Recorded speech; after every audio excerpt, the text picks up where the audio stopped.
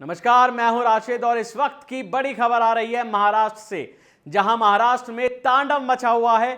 शिव सैनिक सड़क पर उतर रहे हैं, बागी नेताओं को ढूंढ रहे हैं। उनके घर हो, दफ्तर हो, कार्यालय हो, सभी पर तोड़फोड़ कर रहे हैं, बैनर उखाड़ रहे हैं, मुंह पर कालिक पोत रहे हैं। शिव सैनिकों ने सड़क पर कोहराम मचा रखा है। देखते ही देखते दुनिया भर की भीड़ जो है सड़क पर उमड़ पड़ी है।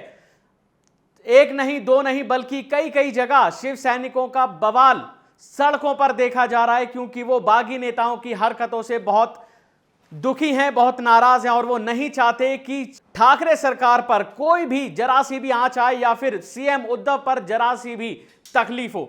इस वक्त की बड़ी खबर मैं आपको बता दूं, जो सीधे गुजरात से आ रही है। बागियों के नेता एकनाथ शिंदे देर रात वडोदरा पहुंचे थे और उनसे मीटिंग करने मुंबई से पूर्व मुख्यमंत्री फडणवीस वो भी वडोदरा पहुंचे थे। यानी कि आप सोच सकते हैं कि गुवाहाटी से एकनाथ शिंदे वडोदरा आते हैं, गुजरात आते हैं, और दूसरी तरफ मुंबई से फडणवीस वडोदरा आते हैं, गुजरात में। दोनों गुप्त मीटिंग करते हैं, रात में यह मीटिंग होती है और उसके बाद दोनों वापस एकनाथ शिंदे चले जाते हैं गुवाहाटी और फडणवीस आ जाते हैं मुंबई। क्या मायने हैं इस मीटिंग के? तो वहीं दूसरी एक और बड़ी खबर है कि अब तक उन बागी नेताओं से संपर्क किया जा रहा था, लेकिन संपर्क हो नहीं पा रहा था। तो अब उद्धव ठाकरे की बीवी, जो कि उनकी पत्नी, अब उन्होंने बागी नेताओं की पत्नियों से मिलना शुरू कर दिया है, उनसे संपर्क साधना शुरू कर दिया है कि किस तरह इन सभी बागी नेताओं को अपने पाले में लिया जा सके। तो वहीं सड़कों पर कोहराम मच रहा है। संजय राउत का वो बयान, जो वो कहते हैं कि मेरे पास बहुत से लोग आते हैं और वो बहुत गुस्से में हैं, बौखलाए हुए हैं, उनका गुस्सा उबाल मार रहा है, वो सब इतने भड़के हुए हैं, लेकिन हमने उनको समझाया कि अभी कुछ नहीं करना, आप शांत रहिए, ऐसा कुछ भी मत करिए। जैसे ही वो नेता आएंगे तो तांडव मचना तो शुरू है। मैं आपको 100% ये कह सकता हूं, क्योंकि शिव सैनिक इतने गुस्से में है। क्योंकि देखिए, जो शिवसेना पार्टी है वो वहां की राज्य पार्टी है, क्षेत्रीय पार्टी है। जो वहां के लोग हैं वो वहीं उसी शिव सैनिक के वोटर हैं। और ये जो बेल्ट है, मुंबई की, रत्नागिरी की, कोंकण की, ये सब यहां पे शिवसेना के ज्यादा विधायक हैं। और ये विधायक अब टूट कर चले गए हैं, एकनाथ शिंदे के साथ भड़क गए हैं, या फिर यूं कहें कि किस लालच में गए हैं। बीते दिन भी एक बड़ी खबर आई थी, जो मैं आपको बता दूं कि ये जो दल बदली हुई है, एकनाथ शिंदे जो शिवसेना से अलग हुए हैं, 3000 करोड़ रुपए की डील हुई है।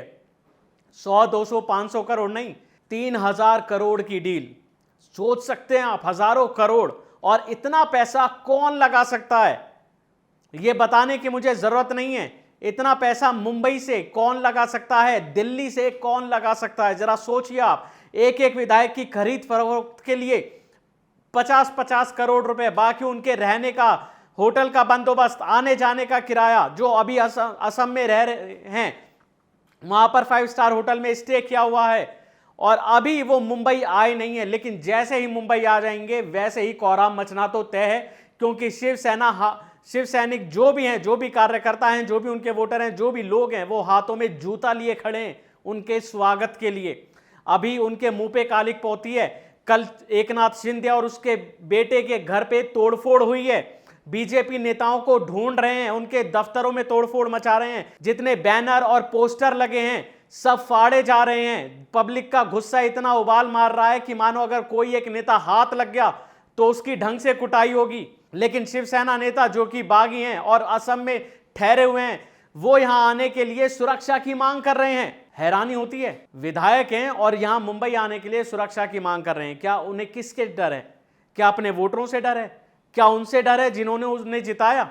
सोचने की बात है कि आखिर मुंबई में बड़ा क्या होने वाला है। जरा एक तरफ उद्धव ठाकरे जोर मार रहे हैं, क्योंकि बीते दिन वो शिकायत भी कर रहे थे और उनके खिलाफ पत्र भी लिख रहे थे कि जो वहां पे बागी नहीं हैं उन्हें भी ठहराया गया है। और मैं आपको बता दूं, एक नेता जो वहां से निकल आए थे, एक एमएलए जिनका वीडियो वायरल हुआ था, उन्होंने साफ कहा था कि मैं शिवसेना के साथ हूं, मुझे जबरदस्ती वहां ले जाया गया और मैं वापस आ गया बीमारी का बहाना लगाकर। लेकिन बाकी नेता अभी भी वहीं पे रुके हुए हैं। उनको लालच भी दिया गया है मंत्री पद का। मलाईदार जो पद होते हैं, उनके लालच ने उन्हें वहां रोक रखा है। लेकिन सभी नेता ऐसे नहीं है। जो वहां सभी एमएलए हैं, 40 एमएलए हैं, उनमें से कुछ ऐसे हैं जो अभी भी वापस आना चाहते हैं लेकिन आ नहीं पा रहे। अब किसकी गुंडई चल रही है, एकनाथ शिंदे की दबंगई चल रही है या फिर मुंबई से कॉल जा रही है, ये कुछ नहीं पता। फडणवीस जो कि पीछे पर्दे के पीछे रह के सारा खेल कर रहे हैं, सामने नहीं आ रहे हैं, लेकिन सारी जो कोशिशें हैं, सारी जो साजिशें हैं वो बीजेपी की है, क्योंकि बीजेपी दोबारा वहां सरकार बनाना चाहते हैं और इसीलिए 3000 करोड़ रुपए की डील की बात सामने आई है। ये स्क्रीन पर देख रहे हैं, एक अखबार ने खुल्लम खुल्ला फ्रंट पेज पर यह खबर छापी है, पूरा ब्यौरा दिया है कि 3000 करोड़ रुपए कैसे कैसे खर्च हो रहे हैं। विधायकों के खरीद फरोख्त से लेके उनके रहने खाने पीने तक का खर्चा। तो वहीं मुंबई में क्या तांडव मच रहा है, ये देखने वाली बात होगी कि बवाल मच रहा है और जैसे ही ये नेता आते हैं वैसे ही कुटापा तो इन पर शुरू हो जाएगा अगर ये पब्लिक के हत्थे चढ़ गई। लेकिन देखने वाली बात होगी क्या अगर फ्लोर टेस्ट होगा तो क्या उद्धव ठाकरे अपना बहुमत साबित कर पाएंगे। संजय राउत जो कह रहे हैं कि बात चल रही है और लोग जो वहां हैं वो भी हमारे पाले में हैं, एक बार मुंबई उन्हें आने तो दो। अगर वो मुंबई आते हैं तो क्या शिवसेना के पाले में आ जाएंगे। और फिर बात होती है एकनाथ शिंदे की, जिन्होंने बगावत के सुर अपना के सारे विधायकों को तोड़ लिया, क्या वो शिवसेना में आएंगे, क्योंकि उन्होंने कल ही एक नई पार्टी बनाने का ऐलान किया है जिसका नाम बाला साहेब पार्टी है। और इसके जवाब में उद्धव ठाकरे कहते हैं कि अगर वोट लेना ही है तो अपने नाम पे लो, मेरे बाप के नाम पे क्यों लेते हो। किसी भी पार्टी का नाम बाला साहेब के नाम पर नहीं होगा, यह भी उद्धव ठाकरे ने कहा है। और देखने वाली बात होगी कि अब मुंबई में और क्या घमासान होगा। इंतजार है तो केवल इस बात का कि ये कब बागी नेता सारे मुंबई में आएंगे और इनका स्वागत कैसे होगा, और उद्धव ठाकरे क्या नई चाल चलेंगे, और एकनाथ शिंदे क्या अपना बहुमत साबित कर पाएंगे, नई पार्टी बनाएंगे, और संजय राउत इस पर क्या बड़ा बयान देते हैं। ये जानने के लिए बने रहिए हमारे साथ और हमारे चैनल को जरूर सब्सक्राइब कीजिए। शुक्रिया।